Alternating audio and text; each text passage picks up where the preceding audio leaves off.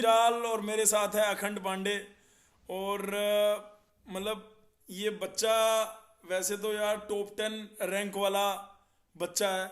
बहुत मेहनती बच्चा था। और लेकिन लास्ट मोमेंट पे सिलेबस हो गया जी चेंज। और सिलेबस चेंज हो गया जी। अब पता लग रहा है यूपी सेट नहीं, अब तो सीयूईटी होगा। और सीयूईटी का भाई ये कोर्स है।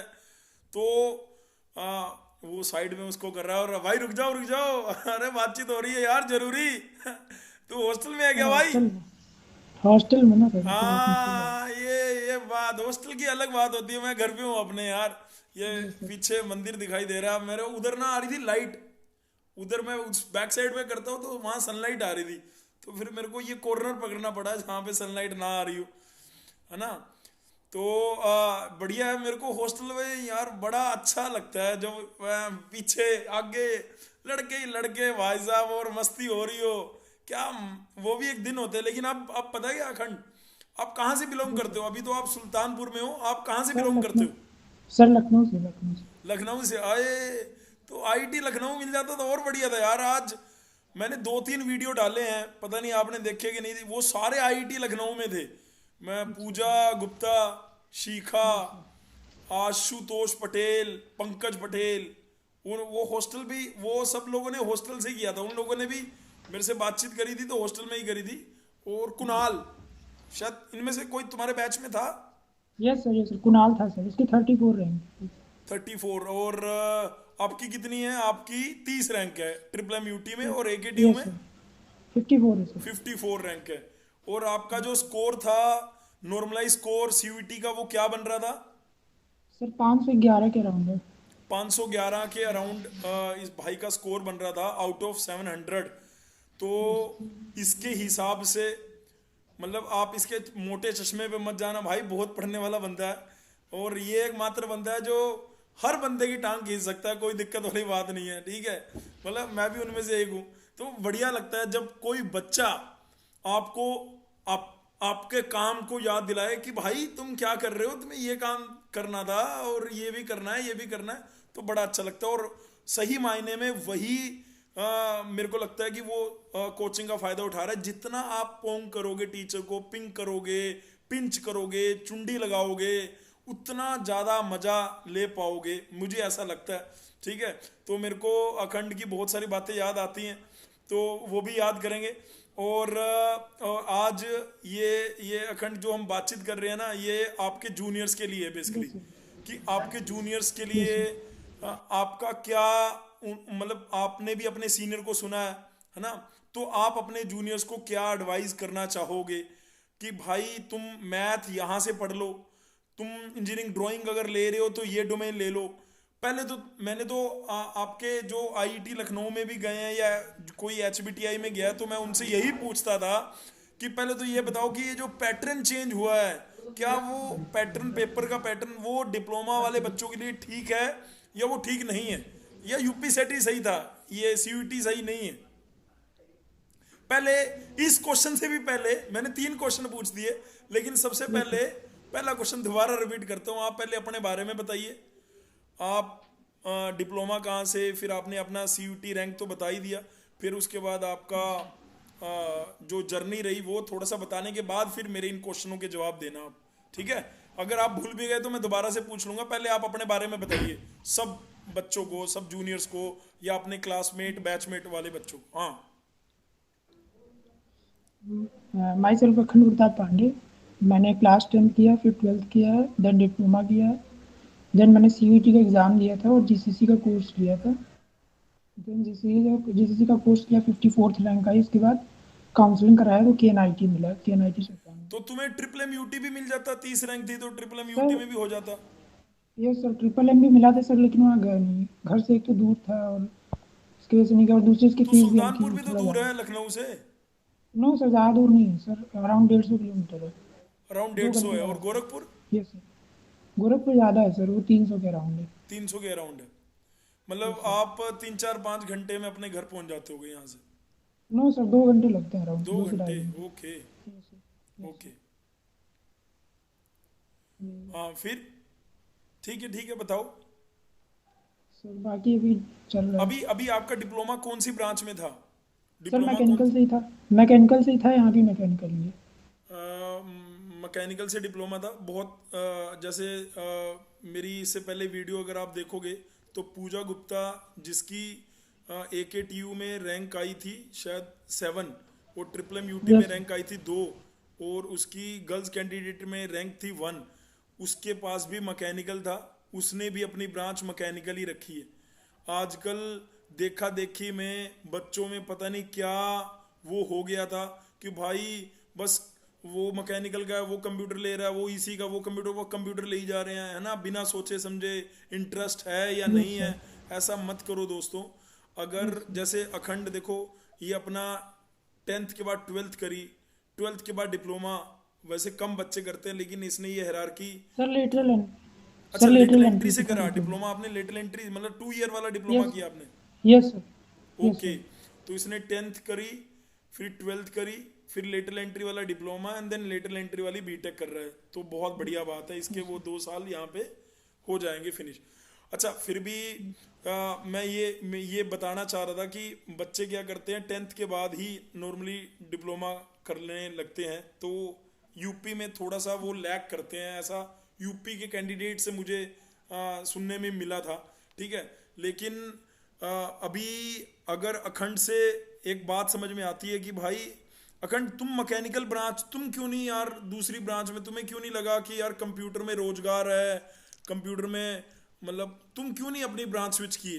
क्या रीजन था सर कि मुझे सर मुझे एक्चुअल में मैकेनिकल बढ़िया लगती थी पढ़ने में। मैकेनिकल में इंटरेस्ट है?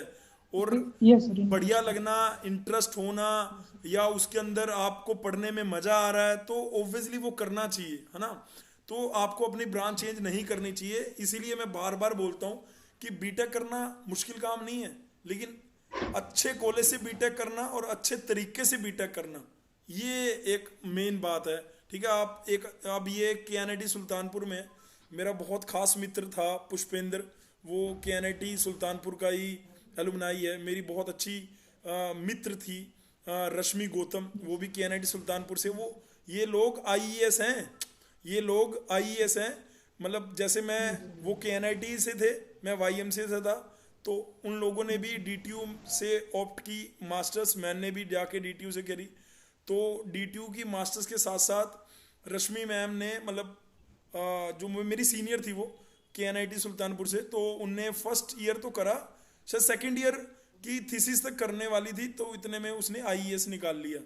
तो आपका मतलब जो KNIT वाला जो मुझे ध्यान में आता है, जो back yes and sir, get the वगैरह माइंड का। इमेज, जो उसमें लगता है कि उसमें बहुत सारे बच्चे गेट में बहुत अच्छा स्कोर करते यस हैं, sir. IES yes sir, GATE engineering services IES में है। बहुत अच्छा स्कोर करते हैं। जब मेरी पूजा से यस सर। बात हो रही थी तो मैं उनको बता रहा था कि ऐसा मत सोचना कि इंजीनियरिंग सर्विसेज में रेलवे खत्म हो गया 2022 में। भाई साहब बच्चों ने वो भी करा कि भाई इंजीनियर्स किस काम के हैं, अगर आपने रेलवे में रिक्रूटमेंट भी बंद कर दी। तो 2022 में हुआ था कि उन्होंने सिविल सर्विसेज के तहत से जो रेलवे के अंदर जो IES से आती थी ना बेटा पोस्ट, वो उन्होंने उसको सिविल सर्विसेज के अंदर कर दिया था, और वो नॉन टेक्निकल वाले बंदे भी जा पा रहे थे, टेक्निकल वाले भी। तो हमारे लिए इंजीनियर्स के लिए बड़ा वो हो गया था, चुनौती टाइप हो गया था कि यार हम डिग्री करके क्या ही उखाड़ रहे हैं, उसमें तो BA वाले BCom वाले भी अंदर घुस जा रहे हैं, क्योंकि सिविल सर्विसेज में मेहनत करनी पड़ती है लेकिन टेक्निकल। लेकिन उसके बाद क्या हुआ, 2022 में तो रिक्रूटमेंट हो गया ये, लेकिन 2023 में उसको दोबारा से रिवाइज किया गया उसका वो रिक्रूटमेंट। जैसे बेटे फॉरेस्ट सर्विसेज के लिए IRS IFS Indian forest services का एग्जाम होता था, ऐसे ही उन्होंने इंडियन रेलवे सर्विसेज का एग्जाम कराया, और उसके अंदर उन्होंने कह दिया है कि भाई इंजीनियरिंग बैकग्राउंड का होना चाहिए बंदा। ऐसा नहीं है कि कोई भी आ गया BCom मतलब BA का आ गया या ऐसा। तो इंजीनियरिंग बैकग्राउंड में सिविल, मैकेनिकल और इलेक्ट्रिकल के अंदर ही इलेक्ट्रॉनिक्स भी रख दिया गया है। तो 3 ये हो गया, लेकिन एक अकाउंटेंसी के लिए भी रेलवे में चाहिए था, तो उन्होंने अकाउंटेंसी और कॉमर्स लाइन को भी रखा है। ये मैं लेटेस्ट अपडेट बता रहा हूँ, जब 2023 में अब एग्जाम होगा। हालांकि सीटें लास्ट ईयर भी 150 रखी थी, इस ईयर भी 150 ही है। 150 तो तुम्हें लग रहा होगा और पूरे हिंदुस्तान से 150 से क्या उखाड़ लेंगे, ग्रुप A की पोस्ट है बेटे। मतलब आने वाले 10 साल में आप किसी न किसी के डिप्टी डायरेक्टर डिविजनल मतलब किसी रेलवे स्टेशन के वो बन रहोगे, और पता नहीं मेरे हिसाब से 15 20 30 जूनियर इंजीनियर आपके अंडर काम कर रहे होते हैं। जैसे आपको पता होगा सीनियर सेक्शन इंजीनियर होता है ना, उससे भी ऊपर की पोस्ट मिलती है। ये जो आईईएस से मिलती है, जो आपकी मैं बता रहा था एलुमनाई रश्मि गौतम के एनआईटी सुल्तानपुर से है, वो अभी कोलकाता शायद हावड़ा स्टेशन पे वो अपॉइंटेड है। और चलो ये तो चलते ही रहेगा। तो बात है कि तुम्हारा कॉलेज भाई, इसमें कोई दो राय नहीं है, बढ़िया है। तेरा हॉस्टल का नाम क्या है? सर मेरा न्यू ईएस हॉस्टल है। 3 सीटर है, 2 सीटर है? सर अभी तो 3 सीटर मिला है। 3 सीटर है। थर्ड ईयर में 2 हो जाता है और फाइनल ईयर में सिंगल हो जाता है, या थर्ड ईयर में 3 रहता है? नो सर, थर्ड ईयर में सर 2 हॉस्टल हैं, इसमें 3 सीटर है, 3 सीटर है, और एक हॉस्टल इसमें 2 सीटर है। तो फाइनल ईयर में उसमें भी सिंगल रूम है। परसेंटेज का कोई क्राइटेरिया होता है, या ऐसा कोई सीन हाँ नहीं सर, है? वो सीजीपीए पे भी डिपेंड करता है कि कौन सा हॉस्टल है। जैसे जिसकी ज़्यादा सीजीपीए है वो अपने अकॉर्डिंग चूज कर सकता है, उसके अकॉर्डिंग है सर। हॉस्टल में एक ये है भाई साहब, 24 घंटे आपके पास अपना अपना समय होता है ना। ना आपको मम्मी कुछ कह सकती, ना आपकी सिस्टर भाई बहन, कोई कुछ नहीं। भाई साहब आप अगर चाहो हॉस्टल में जितना पढ़ सकते हो ना, क्योंकि कॉलेज लाइफ तो एक जी ली बेटे। और अब करियर के लिए जीना है, अपने अपने आप को बड़ा खड़ा करना है कि हाँ ठीक है यार, ये छोटे से एग्जाम में अगर अपन एकदम लास्ट मोमेंट पे सिलेबस चेंज हुआ उसके बावजूद भी अगर हम मतलब 511 नंबर लेके आ पा रहे हैं 700 में, तो एक बार मेहनत करने की अगर लत लग जाती है ना, कहते हैं पैसे की लत लग जाती है, तो फिर मेहनत की लग गई एक बार लत तो फिर लग ही गई है ना। पैसे की लत लगी तो लोग बंदे दौड़ते हैं पैसे की तरफ, है ना। मेहनत की लत लग जाती है तो फिर दौड़ते हैं मेहनत की तरफ। क्या बात है। तो ये अब एक बार लगी है तो मैं कह रहा हूँ कि इसको छोड़ना मत। और मतलब आने वाले 2-3 साल में मतलब अखंड खुद मैसेज लिख रहा हो, सर जी एक अचीवमेंट है। मैं कहूँ हाँ जी बेटे क्या? सर गेट में रैंक आई है ओनली 1। ओ भाई साहब क्या हो गया यार, ये तो बम पटाखे बज रहे हैं, ऐसा कैसे यार? मतलब ऐसा हो गया ना, तो डिप्लोमा वालों का ये मतलब जो एक एक कई बार वो दाग मिटा दिए गए हैं तुम्हारे ही सीनियर्स द्वारा, कि जो डिप्लोमा को थोड़ा सा पीछे सा समझा जाता है, जो यस सर, डिप्लोमा के इसीलिए बच्चों को थोड़ा निग्लेक्ट किया जाता है, तो वो कहीं ना कहीं थोड़ा सा अपर हैंड मिलेगा आप लोग उसके अंदर अगर आगे जाएंगे। और बहुत सारे ऐसे एग्जाम्पल हैं इसी चैनल पे, 18,000 20,000 इसमें सिर्फ डिप्लोमा की कैंडिडेट है, लेकिन इस चैनल पे वो कैंडिडेट हैं जो बता रहे हैं कि हम डिप्लोमा के होके भी 20 लाख 25 लाख 30 लाख रुपए का सालाना पैकेज उठा रहे हैं। मतलब डिप्लोमा के ही वो बच्चे हैं जो तुम्हें श्रेयस पढ़ाता था भाई, Shreyas yes sir, Shreyas sir 22 mechanics lakh पढ़ाता रुपए का था। नौकरी लगा है। श्रेयस ने भी डिप्लोमा करा है, एनएक्सपी के अंदर लगा है, एनएक्सपी सेमीकंडक्टर नोएडा के अंदर है वो। उसने डिप्लोमा करा, जीएनडी से जीसीसी में कोचिंग करी, जीएनडी से डिप्लोमा किया, डिग्री करी आईपी के कॉलेज से, भारतीय विद्यापीठ से। भारतीय विद्यापीठ से डिग्री करने के बाद फिर वो जीसीसी में बच्चों को पढ़ाने भी लग गया था, और साथ साथ अपनी मास्टर्स की तैयारी कर रहा था। गेट क्वालिफाई किया एक बार 2 बार, फिर एमटेक में एडमिशन ले लिया, और उधर एमटेक में और उधर से एनएक्सपी उठा लिया भैया, सेमीकंडक्टर एनएक्सपी। और क्या चाहिए लाइफ में, है ना। अभी अभी तो फिलहाल वो सैटरडे संडे आ रहा है ना, क्योंकि मंडे टू फ्राइडे का ही काम है।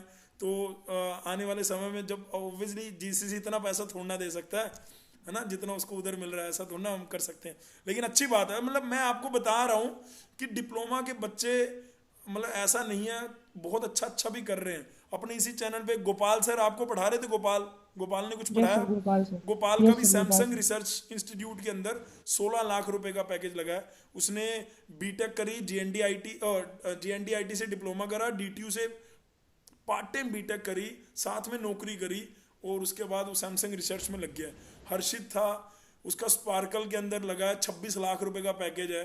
मतलब एनवायरमेंट का होने के बावजूद वो कोडिंग कंपनी में चला गया।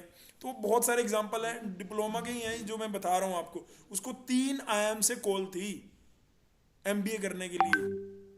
उसका कैट का जो परसेंटाइल था वो अबव 98 परसेंटाइल आया था, तो अपने आप में बहुत बड़ी बात है ये। चलो ठीक है जी, हम तो यहाँ पे लीड की बात कर रहे हैं, अपन वापिस उसी दौरे में आते हैं जो तूने लास्ट ईयर फील किया। मैं चाहता हूं कि तू अपने जूनियर्स को वो बताए थोड़ा सा। आपको ये पता लग गया भाई, इसको ट्रिपल MUT मिल रहा था डिस्टेंस की वजह से, ये केएनआईटी सुल्तानपुर में है। तूने आईटी लखनऊ भी अप्लाई किया था, वो शायद तेरे को मिला नहीं, है ना। मैकेनिकल ब्रांच चाहिए थी, मैकेनिकल तेरे को वहां पे नहीं मिली। तूने लास्ट काउंसलिंग तक अप्लाई किया वहां पे? सर पहले राउंड में मिला के एनआईटी लॉक कर दिया था पहले अच्छा, राउंड। इसने पहले ही में ही लॉक कर दिया था, आप गए ही नहीं, सेकंड राउंड थर्ड राउंड तक गए ही नहीं। Yes sir. No sir. ठीक। Yes sir. और वैसे कट ऑफ के हिसाब से आपको मिल सकता था वहां पे? Yes sir. यस सर मिल सकता है, कोई मिल प्रॉब्लम नहीं। सकता था। तो ऐसा क्यों करा भाई? मतलब तू लखनऊ में था, कॉलेज भी लखनऊ में मिल जाता, क्या दिक्कत थी? सर एक्चुअली मुझे घर से थोड़ा बाहर ही रहना था तो इसकी वजह से अच्छा, थोड़ा।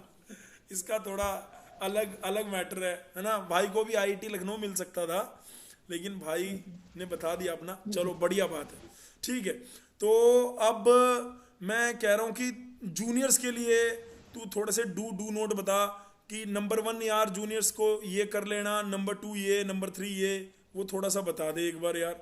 और ये मत करना जैसे मतलब कई बच्चों को लगता है कि पेपर का टाइम जो है वो कॉमन कॉमन है, मतलब 40 मिनट और 60 मिनट एक साथ मिलती हैं, जबकि ऐसा नहीं है, अलग अलग सेक्शन के अलग अलग हैं।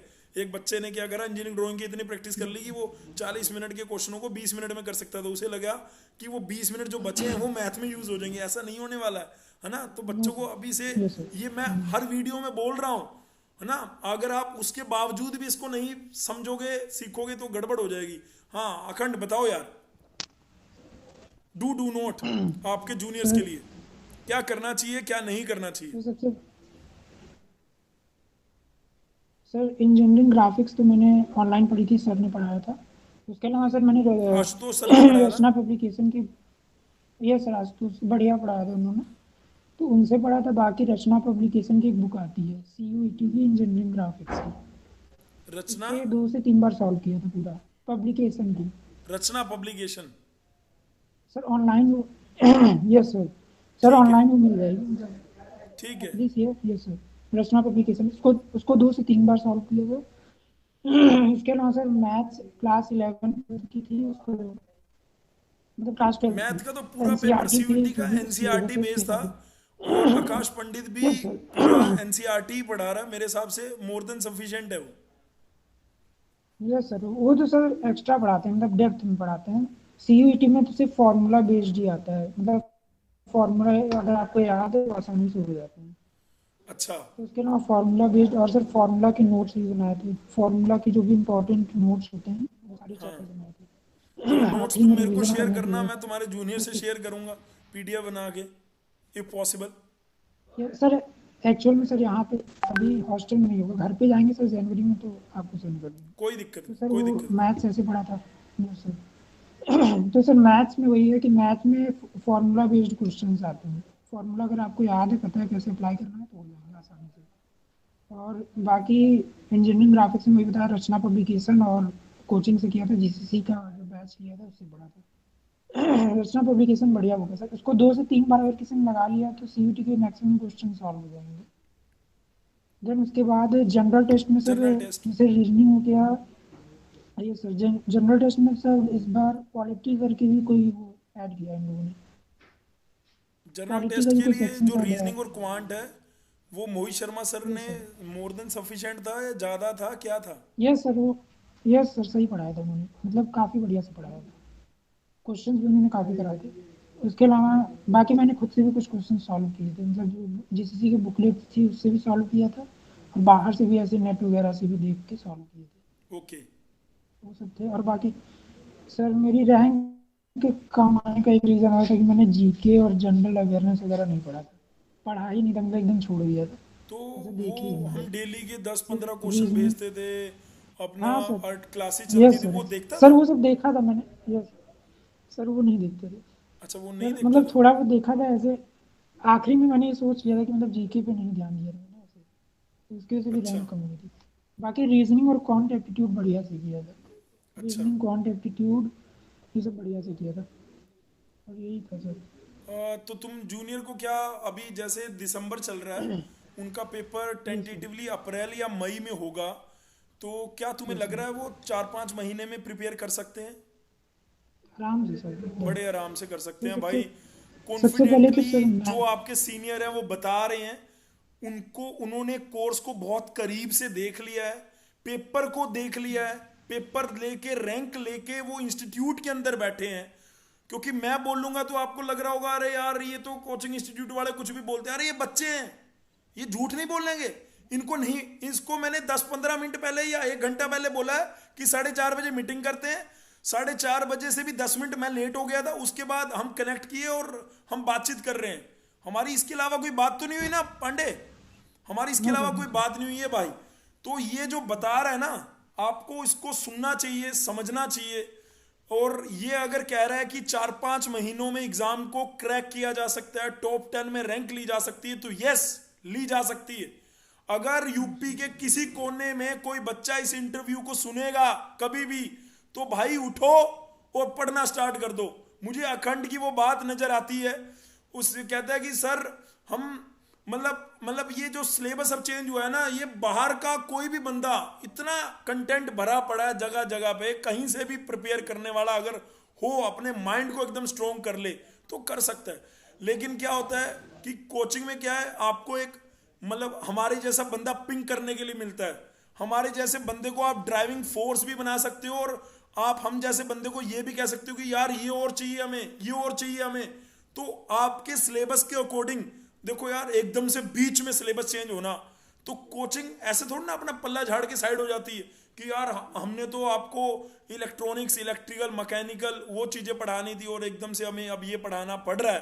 तो उन्होंने, हमें कोई दिक्कत नहीं, हम भी वो इनके टाइम का एक्सपेरिमेंट ईयर था, मेरे लिए नहीं, एनटीए के लिए भी था। एनटीए भी फ्लॉप हो गया, हम तो एक छोटे से इंस्टीट्यूट है, एनटीए तो नेशनल टेस्ट एजेंसी है।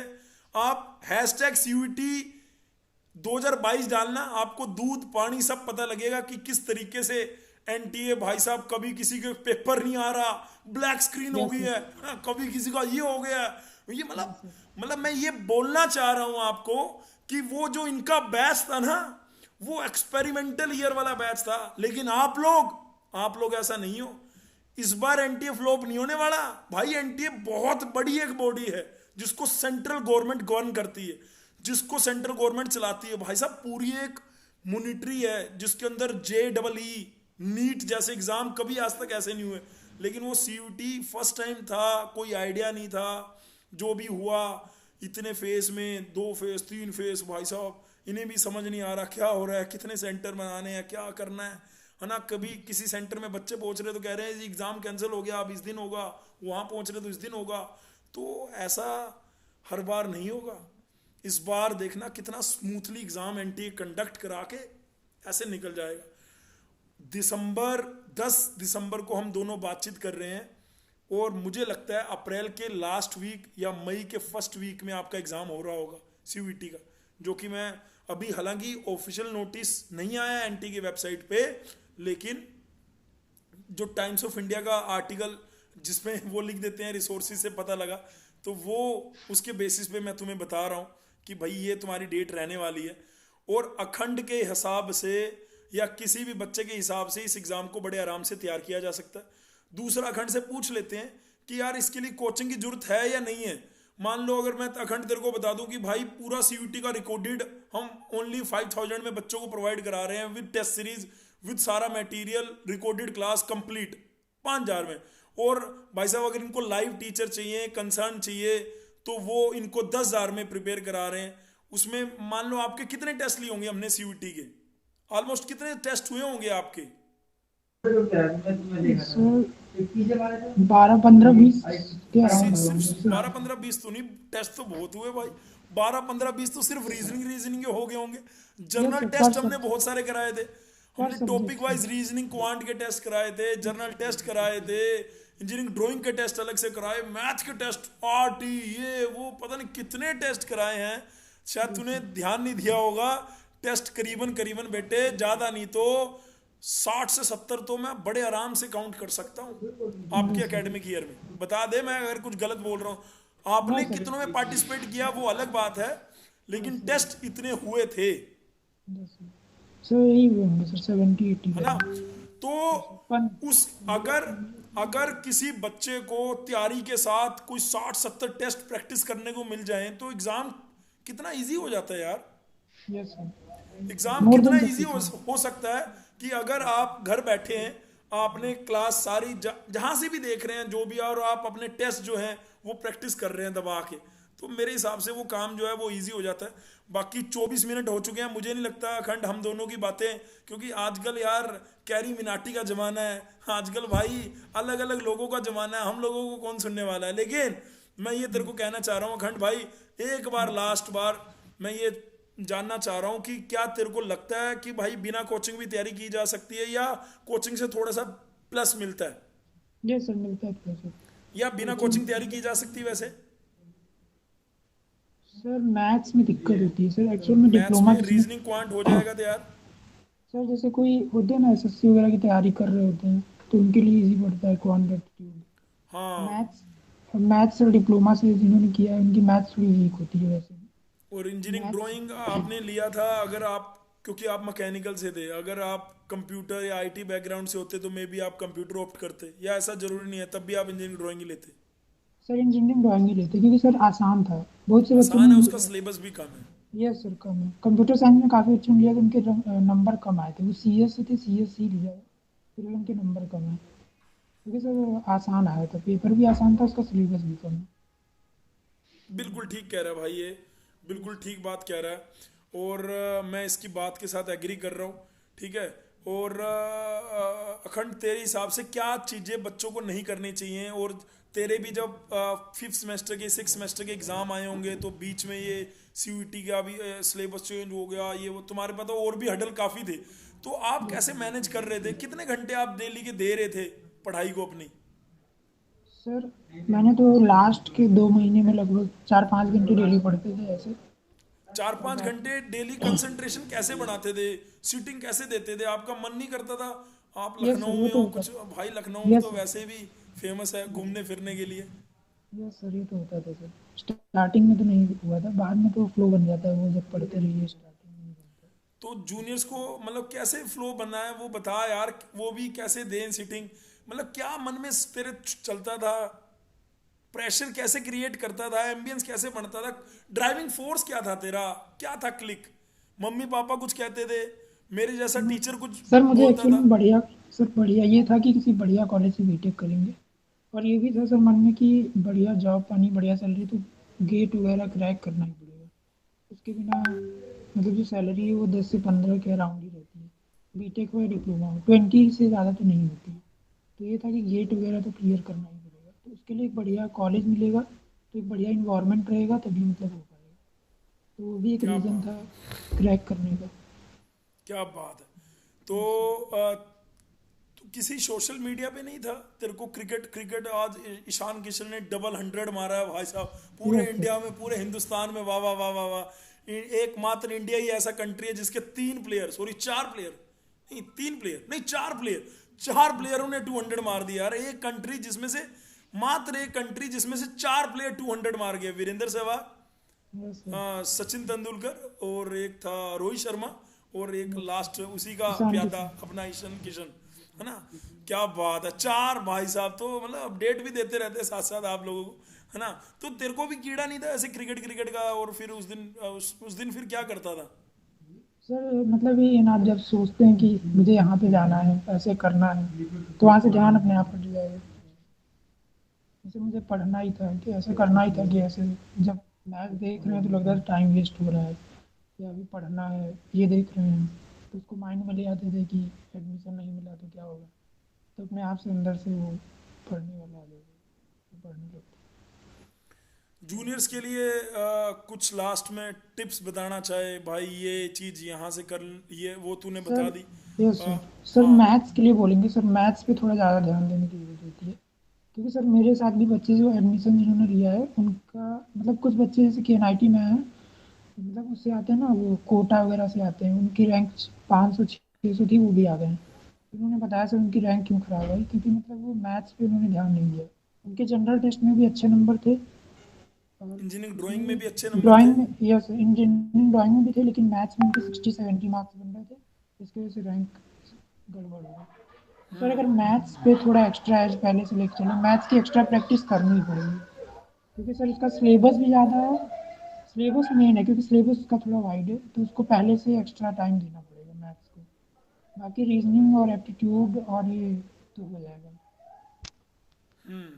क्या बात है, बहुत यस सर। बढ़िया बात है यार। मुझे लगता है कि अखंड की बात आप तक पहुंची होगी, और अखंड के जो फॉर्मूला नोट्स हैं वो जो भी हैं वो जैसे ही जनवरी फरवरी जब भी वो जाके मेरे को भेजेगा तो मैं अपने टेलीग्राम चैनल है बेटे, एक छोटा सा एक चैनल हमारा टेलीग्राम पे भी है, लीड कोचिंग इन जीसीसी के नाम से। जैसे यूट्यूब पे है ये लीड कोचिंग के नाम से, ऐसे इंस्टाग्राम पे भी है लीड कोचिंग के नाम से। तो जो छोटी छोटी चीज़ें हम वहाँ वहाँ भी पोस्ट करते हैं, तो जैसे ही ये नोट्स आएंगे तो मैं आप लोगों के लिए वहाँ पे वो पोस्ट ज़रूर करूँगा, है ना, ताकि उसके नोट से आप एक आइडिया लेके, नोट्स तो आपको ही बनाने पड़ेंगे, फॉर्मूला आपको ही याद करने हैं। इंजीनियरिंग ड्राइंग के भी वो छोटी छोटी चीज़ें आपको खुद खुद के नोट्स से ही काम चलता है। तो बस आपको सीनियर्स के नोट से आइडिया मिलता है, वो अगर आपको आइडिया लेना होगा तो ज़रूर। और बाकी आप इसके वीडियो के नीचे कमेंट सेक्शन में भी आप अपना कमेंट कर सकते हैं कि अखंड भैया यार ये बता दो, ये कैसे है या ये कैसे है। तो वो जैसे ही फ्री होगा वो भी आपके कमेंट का आंसर ज़रूर करेगा। तो मुझे लगता है ये वीडियो से आप लोगों को ज़रूर कोई ना कोई हेल्प मिलेगी। थैंक यू सो मच अखंड अपना कीमती समय देने के लिए, और थैंक यू सो मच सारे बच्चे जो इस वीडियो को देखेंगे, और अपने माता पिता को यार चरण पर ज़रूर किया करो। और बढ़िया है, मतलब कहते हैं इंजीनियरिंग, यार इंजीनियरिंग भी अगर घर में रह के कर ली तो क्या ही फ़ायदा है ना, इंजीनियरिंग में तो हॉस्टल मिलना चाहिए, इंजीनियरिंग तो बाहर से होना चाहिए। तो अखंड हमारा साक्षात एग्जाम्पल है। तो ये अभी घर से बाहर आके अपने आप को थोड़ा स्पेस दे रहा है ना, 24 घंटे अब इसके पास हैं, इसका करियर 3 साल के लिए, अब ये कहाँ पे इसको लेके जाएगा वो यही जानता है, इसको कहाँ से आया है और आगे ये कहाँ देख रहा है अपने आप को। प्लानिंग मेरे हिसाब से इसने शुरू कर दी होगी, नहीं करी तो बेटे करना चालू कर दे। और मेरे को लग रहा है जनवरी या फरवरी में 3rd सेमेस्टर की एग्जाम है, पहला टारगेट तो तेरा ये होना चाहिए कि भैया यस मैं सर, 3rd थर्ड सेमेस्टर को सेमेस्टर। टॉप मारूंगा यस पूरे सर। AKTU में, साला मैकेनिकल में सबसे ज़्यादा। मतलब तुम्हें लग रहा होगा ये मुंजाल सर मजाक से कर रहे हैं, अरे नहीं, ऐसे ही जैसे तुम्हारे यूपी में AKTU है ऐसे ही दिल्ली में IPU है। IPU के अंदर 15-20 कॉलेज हैं, और एक बच्चा गया, उसने भाई अपने आप से कसम खा ली, उसकी ना रैंक नहीं आई उसकी कोडिंग, तो उसने कहा भाई साहब मैं 3rd सेमेस्टर में ना पूरे IP में टॉप करूंगा। मतलब उसने सोचा था कि मैं अपने कॉलेज में, भाई साहब वो पूरी IP क्या, मतलब वो हर ब्रांच में नंबर 1 पे था, मतलब पूरी उस, मतलब क्या उसका नाम है कार्तिक, आज भी नहीं मैं भूलता हूँ। और बस उसकी रैंक यार टॉप 10 टॉप 20 में आई है, लेकिन वो रैंक जैसे उसके दोस्तों की आ गई 4, किसी की आई 6, लेकिन उसकी रैंक जो है टॉप 20 में थी, लेकिन टॉप 10 में नहीं थी। तो भाई इतना दिल पे लिया कि IP में नंबर 1 पे, और लास्ट में जब निकला तो अभी तो वो प्लेस्ड है। और बहुत बढ़िया नाम, कार्तिक का भी याद आ गया, कार्तिक तो देखेगा नहीं इस वीडियो को, लेकिन बढ़िया, गॉड ब्लेस यू कार्तिक। ठीक है अखंड, बहुत बढ़िया है यार, कई के बच्चों की कुछ कुछ बातें याद रह जाती हैं, है ना, तो वो कन्वे हो जाती हैं ऐसे ही। तो डिप्लोमा के बच्चे सबसे अच्छे, मैं बार बार हर वीडियो में बोलता हूँ और बिल्कुल आज भी बोल रहा हूँ, ठीक है। और अपने माता पिता का आशीर्वाद लेना है, और अपने माइंड को पॉजिटिव रखने के लिए इतनी शक्ति हमें देना दाता, मन का विश्वास कमजोर ना हो, हम चले नेक रास्ते पे हंसते, भूल कर भी कोई भूल ना हो। Thank you so much, love you all, God bless you, take care.